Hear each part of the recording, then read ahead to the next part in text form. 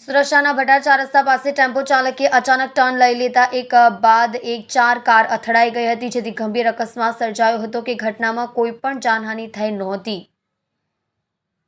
મળતી માહિતી મુજબ ઉધના મગદલ્લા રોડ પર નવજીવન સર્કલ તરફથી બ્રેડ લાઇનર સર્કલ બાજુ જતી વખતે ભટાર ચાર રસ્તા પાસે બ્રિજ પહેલા અકસ્માત સર્જાયો હતો, જેમાં એક 3 વ્હીલર ટેમ્પો ચાલક બ્રિજ ઉપર ચડતી વખતે અચાનક સર્વિસ રોડ તરફ ટર્ન લઈ લીધો હતો, જેને પગલે પાછળથી આવતી 4 કાર એક બાદ એક અથડાઈ ગઈ હતી। અકસ્માતને પગલે ટેમ્પો ચાલક ટેમ્પો લઈને ભાગી ગયો હતો। અકસ્માતમાં ટેમ્પો પાછળ વેગેનાર, તેની પાછળ વર્ના કાર તેમજ ઇનોવા સહિતની કાર અથડાઈ હતી, જેમાં વર્ના કારના 2 બલૂન ખુલી ગયા હતા। જો કે આ અકસ્માતમાં કોઈને ઈજા થઈ ન હતી, પરંતુ કારને ભારે નુકસાન પહોંચ્યું હતું। ઘટનાને પગલે કટોદરા પોલીસ સ્થળે દોડી આવી હતી।